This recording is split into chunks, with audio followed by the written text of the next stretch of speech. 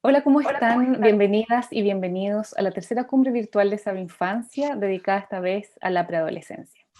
Estamos muy felices de presentarles a Soledad Boneo y Jessica Pintos de A la Par para hablar sobre preadolescencia y discapacidad, cuidar a quienes cuidan. Muy bienvenidas, Soledad y Jessica. Muchas gracias. Gracias por el espacio.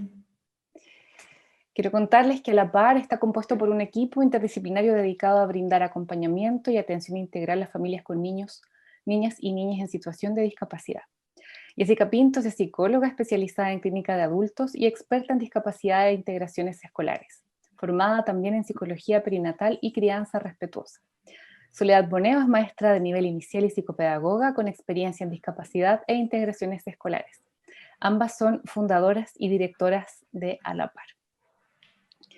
Bueno, chicas, muchísimas gracias por estar en esta cumbre y por traer un tema tan importante del que sabemos tan poquito y tenemos tanto que aprender. Así que yo creo que toda la audiencia que las va a estar acompañando y mirando van a estar mirando también con atención lo que ustedes puedan entregarnos. Y lo primero, bueno, dado que estamos en una cumbre, ¿cierto?, de preadolescencia, es preguntarles cómo se vive justamente la preadolescencia con discapacidad.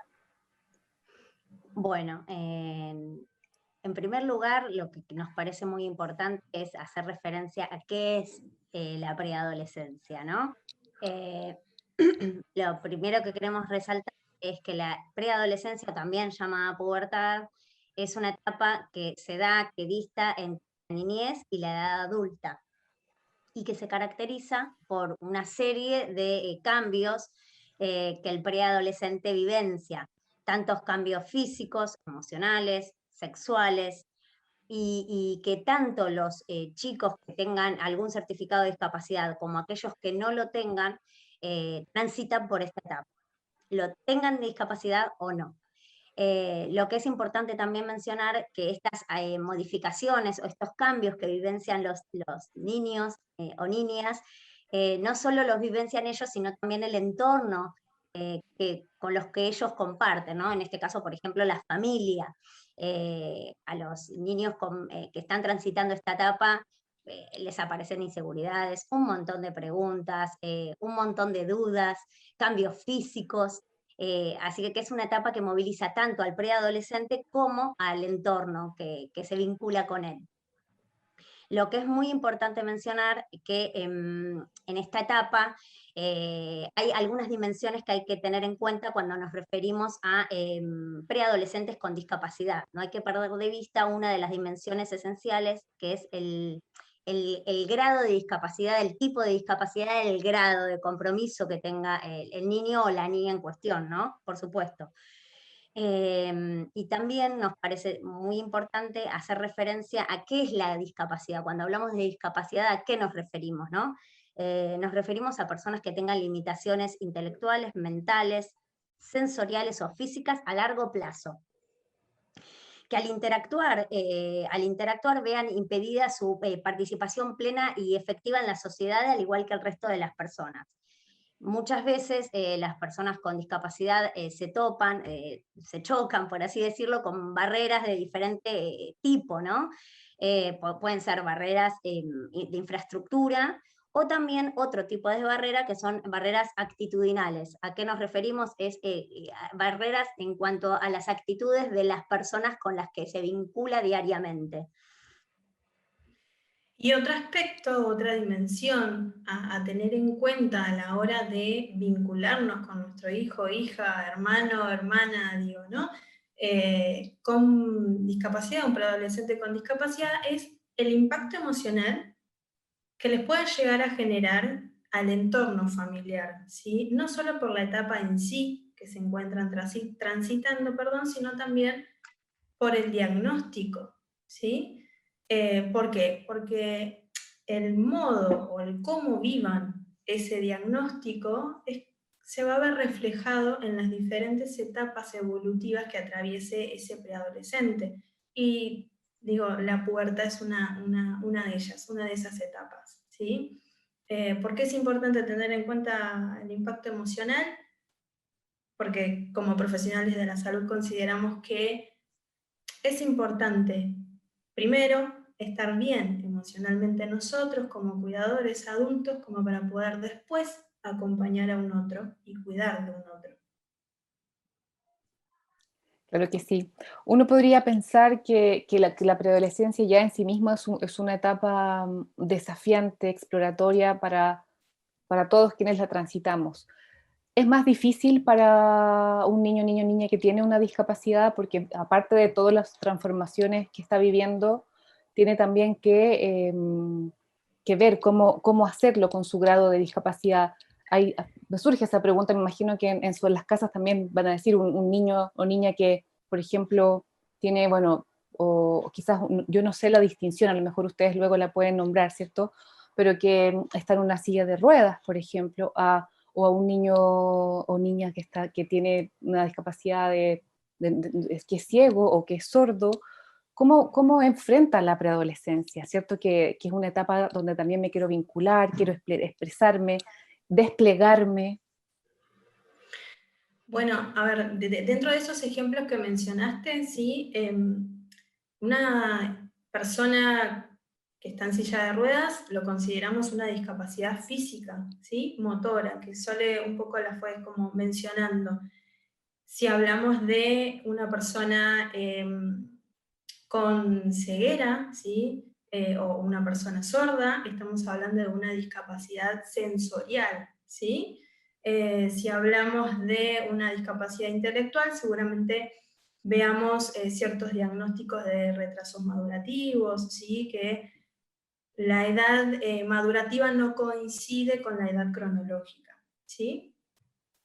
Bueno, después tenemos las discapacidades mentales, en donde entran quizás los trastornos más psíquicos, bueno, que son, te puedo dar algunos ejemplos como para diferenciarlos, pero son como infinidades, ¿sí? Pero como por ejemplo el trastorno límite de personalidad, ¿sí? Que es considerada una discapacidad hoy por hoy, bueno, y algunos más. Después, en cuanto a la pregunta que hacía, si es un poquito más difícil para los preadolescentes con discapacidad, todo dependerá de, del entorno, ¿sí? De las barreras. ¿Por qué? Porque lo que hace discapacitante o limitante, por así decirlo, lo que limita a ese preadolescente no es la discapacidad en sí, sino más bien las barreras que impone la sociedad en sí, su entorno y la sociedad en sí. ¿A qué me refiero con esto? Una persona con silla de ruedas necesita, por ejemplo, transitar libremente, digo, por las veredas, mínimamente que las veredas estén en condiciones, o tener presente, ¿no? Si va caminando por la vereda y de repente se encuentra con una bicicleta estacionada en una vereda, estamos ahí nosotros le estamos poniendo una limitación. Ahí es donde se le hace difícil, pero no por el hecho de que tenga una discapacidad, sino por la limitación que le estamos imponiendo nosotros. No sé si termina de ser clara, pero bueno, es un poco Sí, eso. claro. Qué interesante lo que dices, Jessica, porque también nos permite darnos cuenta a nosotros, a la sociedad, de lo clave que es que podamos justamente favorecer eh, espacios, prácticas, bueno, información para que nosotros también no seamos obstáculo, ¿verdad? Y en ese sentido, claro, qué mitos, porque finalmente no sabemos muchas cosas y estamos llenos de mitos. ¿Qué mitos existen en torno a la discapacidad y obviamente en torno a los preadolescentes con discapacidad? Bueno, el primer mito a derribar es que los preadolescentes o las personas con discapacidad, o la discapacidad, mejor dicho, es una enfermedad, ¿sí? No es una enfermedad, es una condición. Y para poder entenderlo voy a mencionar como unos ejemplos, ¿sí? Por ejemplo, el síndrome de Down es una condición genética, ¿sí? Está por un cromosoma extra que tienen en su cuerpo, en su organismo. En el caso del autismo, es un trastorno del neurodesarrollo, ¿sí? Es una condición. ¿Eso qué quiere decir? Que nacen con esa condición y posteriormente se manifiesta. ¿Y quizás para poder comprenderlo un poquito más, voy a diferenciar o definir enfermedad y trastorno, ¿sí? Como para poder diferenciarlo. A ver, cuando decimos enfermedad, nos referimos a cuando hay un origen específico conocido, ¿sí? Cuando hay un tratamiento estandarizado igual para todos, lo cual nos va a permitir conocer el pronóstico. Si seguimos tales pasos, nos va a pasar tal cosa, ¿sí? En cambio, el trastorno, hablamos de trastorno cuando generalmente no hay un origen conocido, como lo es en el caso del autismo, por ejemplo. No hay un tratamiento igual para todos, con lo cual el pronóstico tampoco va a ser conocido, sino que va a depender de acuerdo a la particularidad de cada uno. Entonces el trastorno no tiene cura, ¿sí? Se puede mejorar la calidad de vida a través de diferentes tratamientos y terapias, pero no tiene cura. La enfermedad, en el mejor de los casos, sí podemos hablar de cura, ¿sí? Y otro de los mitos a derribar es que son niños eternos, ¿no? Y generalmente está muy asociado a la sobreprotección, a la subestimación, ¿no? de los preadolescentes con discapacidad. Y si llegamos a ver actitudes o acciones quizás un poco más infantiles en ellos, es porque seguramente no pudimos brindarles o no supimos brindarles las herramientas necesarias como para que desarrolle su madurez y su crecimiento. Y esto va a depender pura y exclusivamente de la mirada que tengamos sobre ese preadolescente, ¿sí? El cómo lo mire y cuán confíe en él o en ella, va a reflejar, digo, la oportunidad que yo le esté brindando. Porque si yo lo miro desde la debilidad, desde la discapacidad o desde el miedo, muy probablemente no le pueda brindar todas las herramientas que necesita para que pueda desarrollar esa madurez de la que hablaba, ¿sí? Y bueno, hay un tercer mito. Sí, un tercer mito que es muy, muy común, Sí. que es que las personas con discapacidad son asexuadas, que pierden absolutamente su deseo sexual, y nada más erróneo que creer, que pensar eso, ¿no? Las personas son sexuadas, las personas con discapacidad, y solo en algunos casos, es decir, las personas con discapacidad no pierden su deseo sexual, solo en algunos casos está condicionado el modo de la satisfacción, por así decirlo, ¿no? Las personas... Claro, quizás perdón, Sole, quizás el No, modo de expresión y la forma en que encuentren esa satisfacción sexual es lo que quizás se modifique, pero eso no quiere decir que no tengan deseo de satisfacción sexual. Y no hay que perder en cuenta que ejercer la sexualidad es un derecho de todos y es un factor de bienestar, que no pasa por una discapacidad, tenga o no la tenga, ¿no? Eso no hay que perderlo. Y es un tercer mito que está muy arraigado en la sociedad. Las personas con discapacidad tienen deseos, ganas de sentirse amados, ganas de formar una familia, deseos de sentir placer y sentirse queridos y brindar afecto como todas las personas. Entonces, justamente pensando en cómo padres, madres, cuidadores pueden apoyar y favorecer que las vidas sean lo más plenas posible, ¿cierto? Puedan desplegarse lo mejor posible, ¿qué ustedes les podrían recomendar justamente a ellos para poder acompañarlos mejor en esta etapa? Bueno, en primer lugar hay que dejar claro que obviamente no hay un manual para seguir, ni pasos a seguir como si fuera una receta, sino sería muy fácil, que depende de cada familia y esto va a depender exclusivamente en cada uno de los casos. Pero sí hay algunas cosas que podemos tratar de mencionar recomendables, por así decirlas.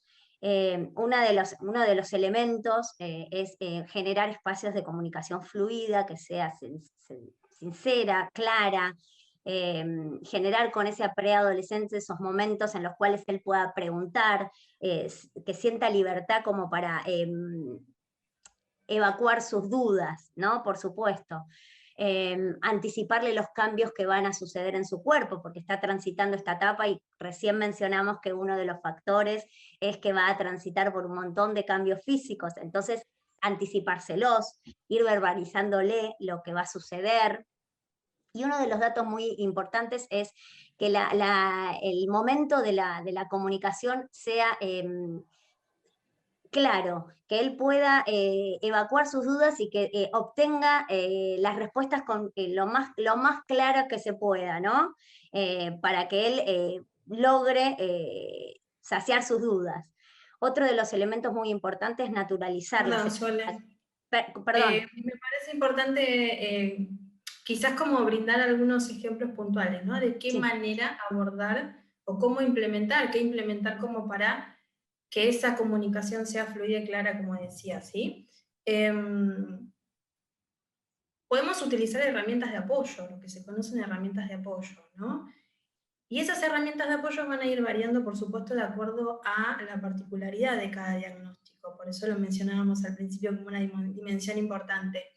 Por ejemplo, si estamos hablando de un espectro autista severo, quizás que no tenga el lenguaje verbal incorporado, lo cual seguramente le dificulte la comprensión de las oraciones o palabras, ¿sí? En esos casos quizás podemos hacer uso o implementar pictogramas, ¿sí? ¿Qué son pictogramas? Son aquellos dibujos o gráficos que muestran un concepto, ¿sí? El pictograma se puede personalizar de acuerdo a cada caso en particular. Y acá sí les sugerimos que se apoyen en el equipo terapéutico de su hijo, su hija o familiar, digo, que estén acompañando, porque lo pueden personalizar. ¿Y quién mejor para acompañarlos en esto? Porque no tienen por qué saberlo y es válido, el equipo terapéutico, ¿sí? Y si estamos hablando, por ejemplo, de un autismo leve, que quizás sí tiene el lenguaje oral, verbal incorporado, quizás lo que podemos hacer es brindar oraciones cortas, ¿sí? No tan largas, ser concisos, brindar espacios para que puedan procesar la información, ¿sí? ¿A qué me refiero con esto? Si vemos que captamos la atención, pero hacen una pausa para responder a lo que le estamos preguntando, no toleremos la pausa, no querramos introducir una pregunta más, porque de esa manera lo que generamos quizás es una sobrecarga sensorial, ¿sí? Sino respetemos su tiempo de procesamiento de información, ¿sí? O bien, a ver, si estamos hablando de una discapacidad sensorial, como la hipoacusia o la sordera, en lugar de pretender que ellos se adapten al entorno, quizás también nosotros podemos aprender la lengua de señas, ¿no? ¿Por qué no? Y de esa manera estar contribuyendo a la inclusión, porque de eso se trata la inclusión. Bueno, y acá hago como una breve pausa como para mencionar, desde a la par, para nosotros es importantísimo tener como nuestro granito de arena, brindar nuestro granito de arena para fomentar la inclusión. Y en agosto vamos a estar brindando formación en lengua de señas argentina, abierta a toda la comunidad para aquellos que, quieran fomentar la inclusión y nosotros adaptarnos al fin y al cabo y no pretender que solamente ellos se estén adaptando todo el tiempo. ¿Sí? Ahora sí, Sole, te había cortado, perdón. Pero no pasa nada. Otro de los elementos muy importantes es justamente naturalizar la sexualidad y que no va muy de la mano del anterior, que no sea un tema tabú, porque si estamos brindando un espacio para hablar con libertad y claro, y no se puede hablar de la sexualidad, es como muy contradictorio. Entonces que sea un tema en los cuales, un tema más, de los cuales, como varios temas, el niño o la niña tenga libertad de hablar. hay un elemento muy importante a recalcar acá. Los papás no tenemos por qué saber todo lo que nos preguntan, ni tener respuestas para todo. Entonces, es sumamente importante que frente a algo que no saben qué contestar o no encuentran los medios para contestar, se apoyen en el equipo, que seguramente les va a brindar, el equipo terapéutico seguramente les va a brindar herramientas o algunos tips como para contestarle las preguntas a su hijo o hija. Es muy importante frente a esto de naturalizar la sexualidad, un elemento indispensable es respetar su privacidad. Ya dijimos que hay una etapa en la cual esta etapa se caracteriza por un montón de cambios físicos. Entonces, el respetar la privacidad del niño o la niña es un elemento importantísimo. Cuando se va a bañar, cuando está en su habitación, diferentes momentos que hacen referencia a respetar este momento de higiene o cuando está solo en su cuarto, ¿no? Por supuesto. Y acá también, por supuesto, va a depender de acuerdo a la particularidad de cada diagnóstico, ¿no? Si estamos hablando de una discapacidad quizás física, motriz, que le impida quizás como vestirse o desvestirse solo y necesite de la ayuda de un otro, también podemos fomentar la privacidad. Hay diferentes formas de mostrar o de fomentar la privacidad, de que estamos respetando su privacidad, ¿sí? ¿De qué manera? Quizás podemos pedirle que se ponga de espaldas mientras nosotros lo ayudamos, cosas que sus partes íntimas estén, en resguardo, ¿no? Que no esté a la vista de todos o de esa persona que lo está ayudando, o bien que el resto de los integrantes de la familia muestre también la importancia de que no se puede realizar esa acción en cualquier momento o en cualquier lugar de la casa, sino que hay un espacio en particular, que puede ser la habitación, ¿sí? Tranquilamente, y que también, digo, todo el resto de la familia se da vuelta si se llegan a cruzar con alguno que se está vistiendo o desvistiendo, ¿sí? De esa forma también lo podemos fomentar. Y acá vuelvo a lo mismo, no es el diagnóstico en sí lo que hace que sea una limitación, sino la forma en que el entorno se adapta a esa situación, ¿sí? Y otro ejemplo puntual, no sé, por ejemplo, golpear la puerta de la habitación antes de ingresar. Si tienen el lenguaje incorporado, van a poder autorizar el ingreso o no. Digo, pero si no tienen el lenguaje incorporado, dar unos segundos y no entrar intempestivamente como automáticamente después de golpear, sino dar unos segundos. Porque estamos hablando de preadolescentes que están atravesando cambios físicos, sexuales, digo, están descubriendo su sexualidad. Muy bien. Bueno, y otro de los elementos que nosotros mencionamos como importantes para las familias es generar la autonomía de los preadolescentes, ¿no? Siempre y cuando, teniendo en cuenta la edad, por supuesto, y el diagnóstico, la gravedad, el grado, ¿no? De compromiso. ¿A qué nos referimos generar autonomía? Hacerlos partícipes en la toma de decisiones, preguntarles, escucharlos, ¿no? Muchas veces esto se pierde un poco de vista y es necesario que esté presente. No sé, por ejemplo, darles la posibilidad de que colaboren con algunas actividades, por eso hago referencia a siempre teniendo en cuenta el diagnóstico, ¿no? Y la edad. Que hagan algunas actividades en la casa, que puedan realizar, si el niño o la niña preadolescente se tiene que hacer alguna aplicación o utiliza alguna sonda, enseñarles gradualmente a que lo realicen en la medida de las posibilidades, que de a poco gradualmente lo puedan hacer solitos, porque de esa manera estamos generando que ellos puedan ser autónomos, cada vez más independientes, y no que siempre dependan de una persona para realizar estas cosas, ¿no? Por ejemplo, el cambio de una sonda o lo que fuere. Y después ya hablamos de la etapa justamente de la preadolescencia, que es una etapa muy importante en cuanto a los vínculos, ¿no? Esta etapa es importantísimo mencionar que están en la búsqueda de su identidad. Entonces, otro de los elementos que también siempre recomendamos es fomentar o facilitar espacios donde el preadolescente pueda vincularse con chicos, chicas de su edad.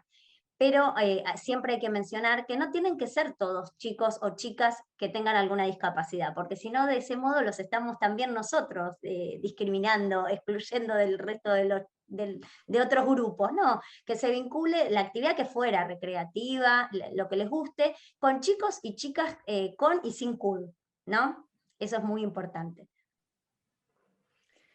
Y por último, como última sugerencia, mencionarles la importancia de recibir información, ¿no? Porque la información los va a empoderar. La información es lo que va a hacer que tengan mayor herramientas para poder acompañar a sus hijos. No doy un ejemplo puntual, en el caso de la escolaridad, por ejemplo, que habla sobre la educación inclusiva, que es la resolución 311, esa es una herramienta más para las familias, que conozcan esa resolución, que sepan de qué trata esa resolución cuando hablamos de educación inclusiva, ¿sí? Es una herramienta más. Me parece súper importante todo lo que han comentado, especialmente porque al final también alude a la importancia de respetar, de dignificar, de observar, de dar espacio para el desarrollo, y básicamente como que lo vinculo un poco al mito que ustedes comentaron antes, esta idea de que van a ser siempre niños, o esta sobreprotección. Y esa sobreprotección o esta idea de que van a ser siempre niños también muchas veces nos hace impedir el desarrollo, o impedir que ellos se desplieguen, ¿cierto? O darles el espacio que requieren como seres humanos sujetos de derecho, ¿verdad? Entonces, y eso me parece que claro, es tremendamente relevante al final para que una vida sea o no más plena o menos plena, o tengan la oportunidad de desarrollarse más o menos. Así que creo que esa distinción es muy, muy potente. Me imagino, por cierto, que para los padres, madres y cuidadores no es fácil hacer este acompañamiento. Hay mucho que aprender. ¿Y cómo lo hace? ¿Qué tipo de apoyo pueden tener? O sea, ¿qué tipo de contención podríamos brindarles a ellos? Bueno, pueden haber contención a nivel más macro y contención micro, ¿sí? A nivel macro podemos mencionar la importancia de políticas gubernamentales, ¿sí? Como por ejemplo, ¿en qué situaciones? Cuando las familias se dirigen a gestionar, a tramitar el certificado único de discapacidad acá en Argentina, atraviesan o pasan por una junta médica evaluadora, ¿sí? Que quienes son los que diagnostican, por así decirlo. Pero luego no hay un seguimiento a esas familias, no hay una trabajadora social que los visite o un acompañamiento psicológico. ¿Por qué hacemos hincapié en esto? Porque es sumamente importante tener en cuenta que a esas familias, al recibir un diagnóstico, el impacto emocional que pueden tener esas familias, ¿sí? Y es esperable que así suceda. Se altera la dinámica familiar, se altera, emocionalmente, cada uno de los integrantes de la familia se altera emocionalmente, aparecen miedos, tristeza, enojo en una primera instancia, aparece angustia, ¿sí? Y a nivel micro, lo que les puedo mencionar y sugerir a las familias es que se observen, se piensen, ¿sí? Que el espacio no es solamente espacio que se le pueda brindar a los hijos, sino que ellos también se puedan brindar ese espacio para preguntarse qué les pasa a ellos con ese diagnóstico, porque el cómo ellos lo transiten va a influir en el bienestar de sus hijos. Si ven que la angustia, en lugar de disminuir a medida que van obteniendo información, ¿sí? En lugar de disminuir, aumenta y se encuentran diciendo frases como ya no sé qué hacer o no sé qué implementar, no sé cómo abordarlo, no sé a dónde ir. Si se encuentran diciendo esas frases y la angustia va en aumento, quizás lo que puedan hacer es una consulta en espacios de orientación a padres, ¿sí? Hay espacios que lamentablemente no están tan conocidos, ¿sí? Pero por suerte están cada vez más visibilizados, lo estamos visibilizando cada vez más. ¿Qué son estos espacios de orientación a padres? Son espacios de contención escucha que están, brindadas por profesionales de la salud, generalmente psicólogos, psicólogas, con quienes en conjunto van a ir elaborando estrategias, herramientas que les va a servir particularmente a esa familia, ¿sí? En aquellas situaciones que se presenten como desbordadas, ¿sí? Desbordantes, por así decirlo, aquellas situaciones que les resulte problemáticas, que necesitan resolver. Particularmente eso, que se piensen, que se observen y que el espacio también tiene que ser para ellos. Claro que sí, porque indudablemente pienso que una familia, un padre, madre o cuidador que tiene un hijo preadolescente, o bueno, un hijo con discapacidad, hay muchas cosas que necesita aprender. Entonces, y un poco ustedes lo decían antes, ¿cierto? Pedir ayuda, decir que no sé, y quizás desde ese lugar sea más fácil el dejarse acompañar también en un proceso que uno también hace, porque justamente quería preguntarles por qué el proceso de duelo por el hijo que no fue se puede reeditar durante la preadolescencia. Bueno, porque del mismo modo en que un preadolescente reedita su infancia en la preadolescencia, porque digo, somos seres en relación permanente, ¿no? Bueno, del mismo modo sucede con la familia. Ya dijimos que esta etapa lo transitan todo el entorno, no solamente el preadolescente, ¿sí? Entonces, la familia también va a reeditar ese duelo por el hijo que es y no fue en las diferentes etapas que va a ir atravesando su hija o hija con discapacidad. Por eso mencionamos como un duelo que se reedita. Y ahí tener en el fondo la capacidad y la información para acudir, ¿cierto? A que puedan ser acompañados para poder cuidar mejor, porque básicamente y un poco de acuerdo al nombre, ¿cierto? Que tiene esta conferencia, que es cuidar a los que cuidan, me hace acordarme de esta siempre imagen del avión, ¿cierto? Que nos dicen que nos pongamos nosotros la mascarilla primero que a los niños, ¿verdad? Como Tal esa cual. secuencia Sí. que justamente o sea, ¿por qué es importante, ¿cierto? Cuidar a los que cuidan y cómo lo hacemos.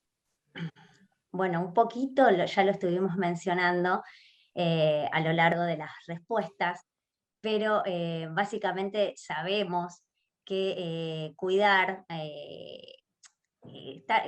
una persona con discapacidad requiere un continuo cuidado y obviamente implica un desgaste emocional.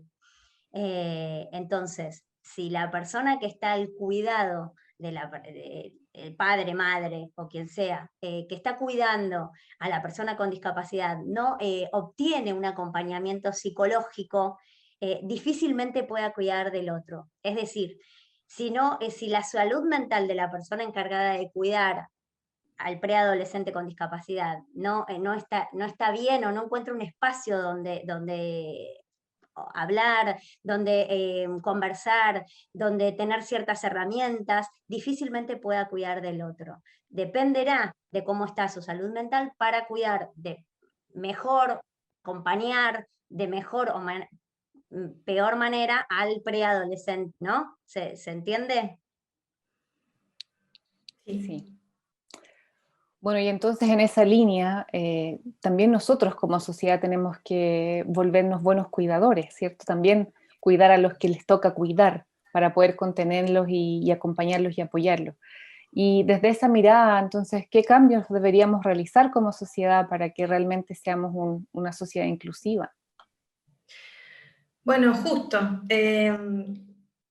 Yo preparé una frase, un recorte, un comentario que hizo el astrofísico Stephen Hawking, porque lo quería traer a colación y lo iba a leer en algún momento, pero me parece como importante usarlo quizás en esta pregunta para que podamos reflexionar y pensar entre todos, ¿sí? ¿Qué es lo que necesitamos como sociedad para ser un poquito más inclusiva?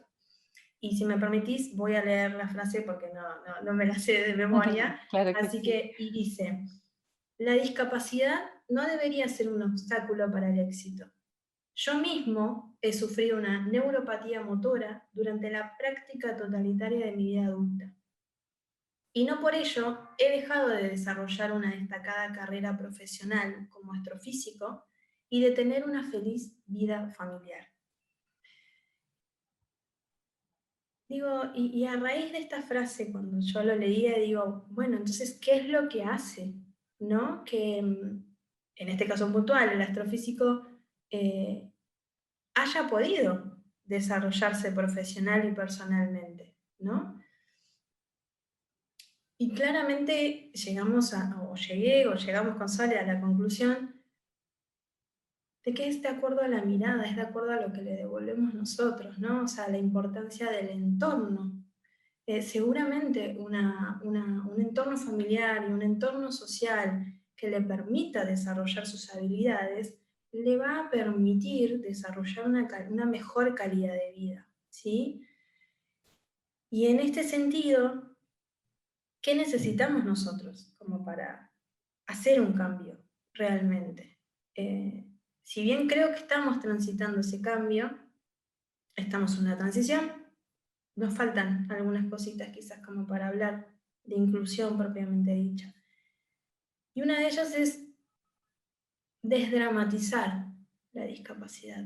No son inválidos, no son pobrecitos. Enfermos, ¿Sí? no son enfermos.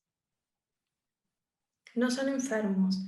Necesitamos tolerar e incorporar las diferencias para hablar de diversidad. Somos todos diferentes y eso Tenemos, nos va... sí, perdón. Sí, seguí, Jessy.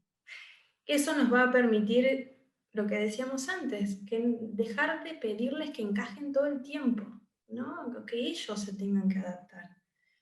Necesitamos también involucrarnos e informarnos en aquellas cuestiones que desconocemos, que es válido, pero digo, involucrarnos, como por ejemplo, de qué manera dirigirnos a ellos. Existe todo un temor de no sé cómo hablarle, no sé cómo nombrarlo, ¿no? La mejor manera de acercarnos a ellos, de nombrarlos, es a través de su nombre. Digo, cada uno tiene una identidad. No son, como decíamos antes, no son discapacitados, no son inválidos, ¿sí? Son personas con discapacidad. Debemos primar a la persona por sobre la discapacidad, ¿sí?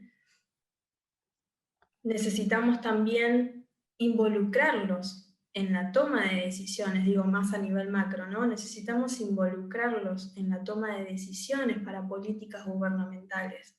Digo, ¿quién mejor que ellos para informarnos de lo que necesitan y cómo lo necesitan? Digo, ¿por qué no involucrarlo en esa toma de decisiones? Y a nivel micro, digo, necesitamos también nosotros, como sociedad, en casa, como vecino, involucrarlos a la hora de brindarle ayuda. Preguntémosle primero, ¿necesitas algo? ¿Qué necesitas? ¿No? Porque de lo contrario generamos lo opuesto a lo que quisiéramos. Lejos de ayudarlos estaríamos más invadiéndolos que otra cosa, ¿sí? Una cosita para agregar. A nivel macro también es necesario, si bien estábamos hablando más a nivel micro en este momento, a nivel macro lo que también haría falta es lograr ciertas mejoras en cuanto a las normativas, ¿no? Gubernamentales. ¿A qué nos referimos con esto? Hoy por hoy hay mucha demora, por ejemplo, en los pagos a los profesionales, que realizan los tratamientos, las sesiones con las personas con discapacidad. Y otra de las cuestiones a tener en cuenta que, por ejemplo, hay pocos fondos o fondos insuficientes destinados al área de discapacidad. Esas son, a nivel macro, algunas modificaciones que deberíamos hacer para dirigirnos hacia una verdadera inclusión. Por supuesto que sí. Al escucharlas estaba reflexionando sobre hacia dónde o cómo podría la sociedad o cómo podríamos como sociedad justamente generar esos espacios para que todas las personas con discapacidad sientan que pueden, que tienen la oportunidad de desarrollarse lo mejor que puedan, que el límite sea, como dicen siempre, la propia imaginación o lo propio, ¿cierto? Pero no algo externo. Y ahí pensaba un poco en lo que ha pasado con el feminismo, por ejemplo, o lo que ha pasado con la integración o lo multirracial, por ejemplo. Porque de alguna manera nosotros hoy día miramos películas, ¿verdad? Y afortunadamente vemos que están todas las razas integradas ya. Para nosotros antes veíamos, ¿cierto?, solamente un tipo, lo blanco, lo occidental, lo que era de una manera, y hoy día afortunadamente vemos la amplia, ¿cierto?, la amplia Diversidad. diversidad que Sí, somos.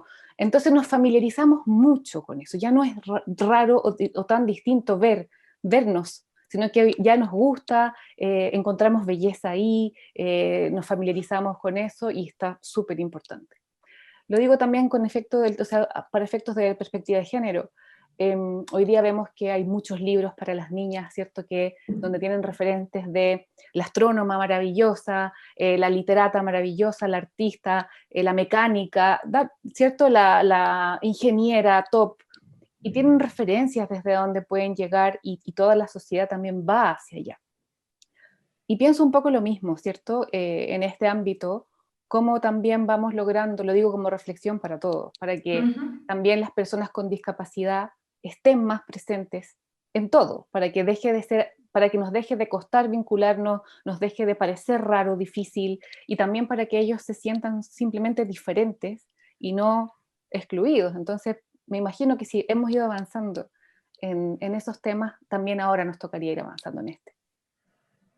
Totalmente. Justamente, sí, por supuesto, justamente haciendo referencia a este avance que transitamos a lo largo del tiempo, podemos brevemente hacer referencia a la perspectiva visual, a la perspectiva social, cómo los fuimos viendo a lo largo del tiempo a las personas con discapacidad, que esto se fue modificando, ¿no?, a lo largo del tiempo.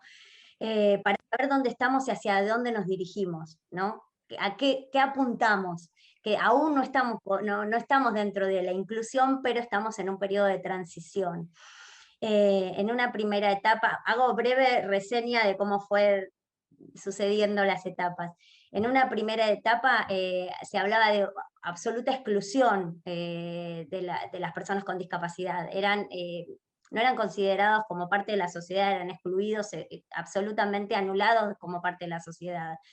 Luego pasamos a otra etapa en la cual empezaron a ser segregados, se comenzaron a construir ciertos establecimientos donde las personas con discapacidad podían estar asistidas, pero hablábamos de un enfoque más asistencial. Las personas con discapacidad permanecían ahí, recibían asistencia, pero quedaban totalmente al margen, por ejemplo, de su vida familiar, de su vida social. En una tercera etapa comenzamos a transitar un modelo integrador se dio paralelamente junto a la Declaración de los Derechos Humanos, ¿no? Donde si bien se continuaban viendo como diferentes, se basó en que todos tenemos los mismos derechos más allá de las condiciones diferentes, ¿no? Pero igual se los seguía viendo como diferentes.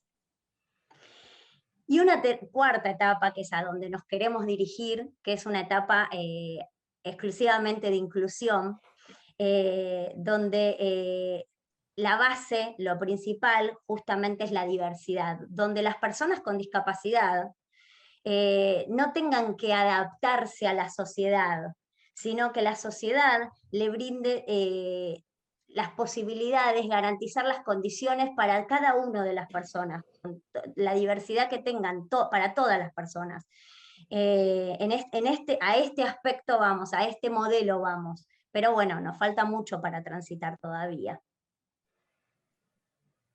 Bueno, pues sin duda lo que están aportando ahora y el trabajo que están haciendo está ayudando a que esa brecha se vaya acortando poco a poco. Bueno, chicas, estamos llegando ya casi al final de nuestra conferencia. Quería saber si quisieran compartir algún mensaje final para las familias que las van a ver en la cumbre. Sí, brevemente recalcar y resaltar que las limitaciones no vienen propiamente de la discapacidad, ¿sí? Del diagnóstico, sino de la mirada que uno tenga frente a esa discapacidad y de las barreras que nosotros podamos imponer o no, ¿no? Las limitaciones vienen de ahí, de las barreras que nosotros imponemos y no de la discapacidad en sí. Solo eso como para cerrar. Bueno, muchas gracias. Nos queda a nosotros también observarnos y identificar esas barreras y ir derribándolas lo más pronto posible. Les quiero dar las gracias, Soledad y Jessica, por compartir sus conocimientos, por traer este tema tan importante para nuestra sociedad. Si quieren conocer más sobre la par, pueden ingresar a su sitio web o redes sociales en esta misma página. También pueden dejarles preguntas o comentarios en el chat que está disponible para conversar. Muchísimas gracias, chicas. Gracias. Muchas gracias. Bueno, y muchas gracias por acompañarnos en esta cumbre dedicada a la preadolescencia, de la infancia y la adolescencia, un paso lleno de amor.